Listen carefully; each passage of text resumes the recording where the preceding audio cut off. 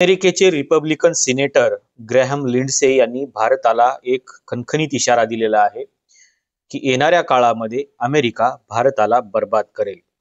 हा इशारा का देण्यात आलेला आहे? कारण भारत रशियाकडून तेल खरेदी करत आहे आणि जे देश रशियाकडून स्वस्तामध्ये तेल खरेदी करत आहेत अशा सगळ्याच देशांची अर्थव्यवस्था उद्ध्वस्त करून त्या देशांना बर्बाद करण्याचा इशारा American Republican senator Graham Lindsey यांनी दिलेला आहे। असं का म्हटलेलं आहे त्यांनी? त्याचं कारण असं आहे की रशिया आणि युक्रेन यांचं जे काही युद्ध सुरू आहे त्या युद्धाला खतपाणी घालण्याचं काम हे तेल खरेदी करणारे देश करत आहेत असं त्यांचं म्हणणं आहे। रशियाकडून तेल खरेदी करणे म्हणजे रशियाच्या अर्थव्यवस्थेला मजबूत करणे आणि जर रशियाची अर्थव्यवस्था तुम्ही मजबूत करत असाल तर याचा अर्थ असा आहे की तुम्ही एक प्रकारे रशियाला युद्धासाठी प्रोत्साहन देत आहात किंवा रशियाला युद्धासाठी सहकार्य करत आहात असा त्यांचा दावा आहे। त्यांनी एका न्यूज चॅनलला मुलाखत दिलेली आहे आणि त्या मुलाखतीमध्ये त्यांनी असं म्हटलेलं आहे की जर भविष्यामध्ये चीन, भारत आणि ब्राझील या 3 देशांनी रशियाकडून जर स्वस्तामध्ये तेल खरेदी केली तर अमेरिका या तिन्ही देशांच्या अगेन्स्ट मध्ये असेल आणि येणाऱ्या कालखंडामध्ये अमेरिका या तिन्ही देशांच्या अर्थव्यवस्थेला उद्ध्वस्त करेल। त्यांनी प्रामुख्याने भारताला हा खणखणीत इशारा दिलेला आहे आणि भारताने रशियाकडून तेल खरेदी करू नये असं ग्रॅहम लिंडसे यांचं म्हणणं आहे। त्यांनी ट्रम्प सरकारकडे एक प्रस्ताव देखील पाठवलेला आहे आणि त्या प्रस्तावामध्ये त्यांनी असं म्हटलेलं आहे की भारतावर अर्थातच जे देश रशियाकडून तेल खरेदी करतायत त्या सगळ्या देशांवर 500% टॅरिफ लावण्याचा त्यांनी विचार मांडलेला आहे आणि तसा प्रस्ताव त्यांनी ट्रम्प यांच्याकडे पाठवलेला आहे। ट्रम्प यांनी देखील काही दिवसापूर्वी असाच इशारा दिलेला होता आणि त्यांनी देखील रशियाला सहकार्य करू नये अशा प्रकारची भाषा केलेली होती। आता ग्रॅहम लिंडसे यांनी थेट एका मुलाखतीमध्ये अशा प्रकारचं चॅलेंज केलेलं आहे आणि त्यांनी या तिन्ही देशांची अर्थव्यवस्था उद्ध्वस्त करण्याचं भाष्य केलेलं आहे। हे तिन्ही देश रशियाच्या एकूण तेलाच्या उत्पादनामध्ये 80% भागीदार आहेत। अर्थातच इतका मोठा पैसा हा या तिन्ही देशाकडून या रशियाला जातो आणि रशियाकडून आपण तेल खरेदी करतो। अमेरिकेचं अनेक दिवसापासूनचं म्हणणं असं आहे की भारतानेच नाही तर जगभरातल्या सगळ्याच देशांनी अमेरिकेकडूनच तेल खरेदी केली पाहिजे, परंतु भारताचे आणि रशियाचे संबंध हे अगोदरपासूनच चांगले आहेत। त्याच्यामुळे भारताचा रशियाशी एक चांगल्या प्रकारचा व्यापार देखील आहे आणि म्हणून रशियाकडून आपण हे तेल खरेदी करतो। रशियाकडून फक्त तेलच खरेदी करत नाही तर जेवढा काही शस्त्रसाठा आपल्याला लागणार आहे किंवा जे काही नवीन तंत्रज्ञान लागणार आहे असं बरंचसं तंत्रज्ञान आपण रशियाकडून खरेदी करतो। आपल्याला राफेलचा करार माहिती असेल, तो देखील आपण रशियासोबत केलेला आहे आणि अलीकडच्या कालखंडामध्ये ज्यावेळेस आता ऑपरेशन सिंदूर झालं त्यावेळेस देखील आपण अमेरिकेकडून बराचसा शस्त्रसाठा खरेदी केलेला आहे। अर्थातच जे काही राफेल सारखे जे काही तंत्रज्ञान आहे ते आपण त्यांच्याकडून खरेदी केलेलं आहे।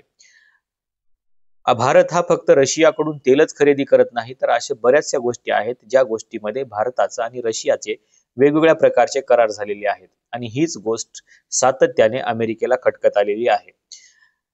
ऑपरेशन सिंदूर मध्ये देखील रशियाने भारताच्या बाजूने उभं राहण्याचं आश्वासन दिलेलं होतं। रशियाने भारताला पाठिंबा जाहीर जरी केलेला नसला तरी सपोर्ट हा खऱ्या अर्थाने भारतालाच होता। दुसऱ्या बाजूला अमेरिकेचा सपोर्ट हा पाकिस्तानला होता।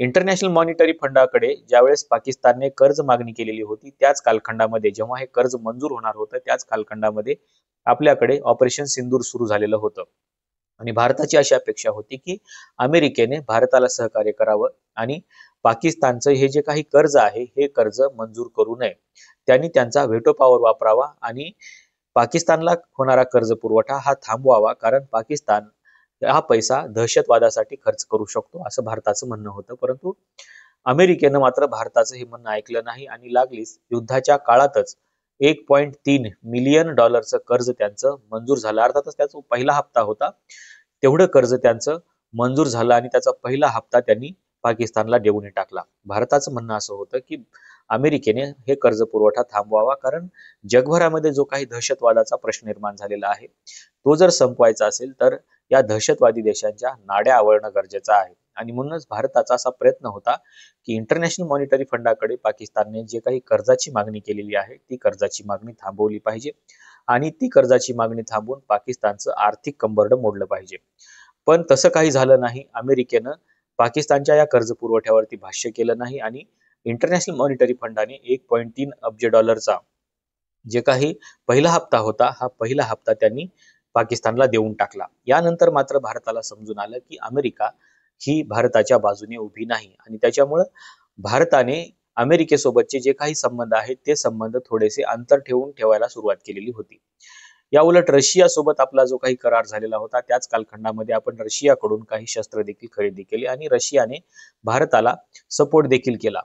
पण आजच्या परिस्थितीमध्ये अमेरिकेला देखील असं वाटतंय की रशियाकडून अशा प्रकारचं शस्त्र खरेदी करणं, तेल खरेदी करणं हे एक प्रकारच्या रशियाच्या अर्थव्यवस्थेला मजबूत करणं आहे आणि रशियाची अर्थव्यवस्था मजबूत करणं म्हणजे रशियाच्या युद्धाला पाठिंबा देणं आहे, असं ग्रॅहम लिंडसे यांचं म्हणणं आहे. त्यांनी पुढे असंही म्हटलेलं आहे की हा जो काही पैसा देऊन तुम्ही हे तेल खरेदी करत आहात, हा पैसा रक्ताने माखलेला आहे, हे लक्षात ठेवा. कारण त्याला कुठे ना कुठे युद्धामध्ये वापरलं जाणार आहे आणि म्हणून रशियाचं जर कंबरड मोडायचं असेल, रशियाची जर अर्थव्यवस्था उद्ध्वस्त करायची असेल, तर चीन, भारत आणि ब्राझील यासारख्या मोठ्या देशांनी रशियाकडून तेल खरेदी करणं बंद केलं पाहिजे, असं ग्रॅहम लिंडसे यांचं म्हणणं आहे.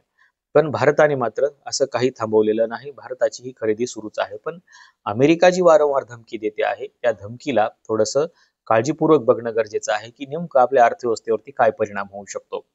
आता अमेरिका जास्तीत जास्त काय करू शकते, तर टेरिफ वाढवू शकते आणि ते त्यांनी अगोदरपासूनच सुरू केलेलं आहे. पण आता जो काही नवा प्रस्ताव ग्रॅहम लिंडसे यांनी ट्रम्प सरकारकडे पाठवलेला आहे, त्या प्रस्तावामध्ये त्यांनी असं म्हटलेलं आहे, की जे देश रशियाकडून तेल खरेदी करतात, त्या देशांना आपण 500% टेरिफ लावला पाहिजे. अर्थातच हा किती मोठा परिणाम भारताच्या अर्थव्यवस्थेवरती होऊ शकतो हे आपण बघितलं पाहिजे.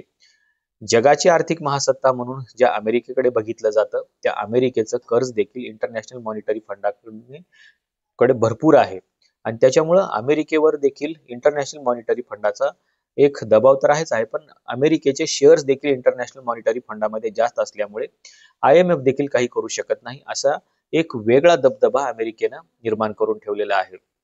पण आजच्या कालखंडामध्ये अमेरिका ही सगळ्याच देशांना सातत्याने धमकावताना आपल्याला पाहायला मिळते आहे. आपल्याकडे असं म्हटलं जातं की मोदी आणि ट्रम्प हे एकमेकांचे चांगले मित्र आहेत आणि मोदी ज्यावेळेस अमेरिकेमध्ये जातात त्यावेळेस मोदींचं जंगी स्वागत ट्रम्प करतात आणि ट्रम्प ज्यावेळेस भारतामध्ये येतात त्यावेळेस ट्रम्प देखील भारतामध्ये आल्यानंतर त्यांचं मोदी खूप मोठ्या प्रमाणामध्ये भव्य असं स्वागत करतात. आपल्याला माहिती असेल की ट्रम्प ज्यावेळेस भारतामध्ये आले त्यावेळेस नमस्ते ट्रम्प अशा प्रकारचे खूप मोठमोठे होर्डिंग्स लावले होते आणि ट्रम्प यांचं जोरदार स्वागत भारतामध्ये केलेलं होतं आणि ट्रम्प यांच्या निवडणुकीला भारताने अर्थातच मोदींनी पाठिंबा दिलेला होता आणि ट्रम्प निवडून यावेत यासाठी प्रयत्नही केलेले होते. पण ही मैत्री किती काळ टिकली हा खरा प्रश्न आहे. ट्रम्प आणि मोदी यांच्या मैत्रीबद्दल जगभरामध्ये चर्चा असते. जगभरामधले अनेक लोक ट्रम्प आणि मोदी यांच्या मैत्रीवरती बोलत असतात, पण खरोखरच ट्रम्प आणि मोदी यांची मैत्री आहे का, हा खरा प्रश्न सिंदूर पासून निर्माण झालेला आहे. ऑपरेशन सिंदूर मध्ये अमेरिकेनं पाठिंबा दिला नाही, उलट पाकिस्तानला पाठिंबा दिला आणि त्यांचं IMF कडचं कर्ज मंजूर केलं. आता देखील रशियाकडून तेल खरेदी करण्याच्या संदर्भामध्ये अमेरिकेने भारताला एक प्रकारची धमकी दिलेली आहे आणि भारताची अर्थव्यवस्था उद्ध्वस्त करण्याचे चॅलेंज देखील त्यांनी समोर ठेवलेले आहे किंवा तशा प्रकारची धमकी देखील त्यांनी दिलेली आहे. एकूणच हे चित्र ज्यावेळेस आपण बघतो त्यावेळेस हा सगळा परिणाम हा आपल्या भारताच्या परराष्ट्र धोरण व्यवहार नसण्याचा आहे. अर्थातच भारताला जे परराष्ट्र धोरण आपण तयार करणं गरजेचं होतं ते आपण करू शकलो नाही आणि म्हणूनच सरळ सरळ हा त्या परराष्ट्र धोरण नसण्याचा परिणाम आहे आणि म्हणून येणाऱ्या कालखंडामध्ये आपल्याला भारताचं परराष्ट्र धोरण निश्चित करावं लागेल. कोणत्या देशासोबत मैत्री असेल, कोणत्या देशासोबत कोणते व्यवहार केले जातील, ते कशाच्या आधारावरती असतील, या सगळ्या गोष्टी या आपल्या धोरणामध्ये येणं गरजेचं आहे. भारताला कोणतंही धोरण नाही, त्याच्यामुळे हा सगळा परिणाम आपल्याला पाहायला मिळतो आहे. आपल्याला नेमकं भारताच्या परराष्ट्र धोरणाबद्दल आणि अमेरिकेने चीन, भारत आणि ब्राझीलला दिलेल्या या धमकीबद्दल आपल्याला नेमकं काय वाटतं हे सांगायला विसरू नका. आजच्या व्हिडिओमध्ये आपण इथेच थांबूया. धन्यवाद.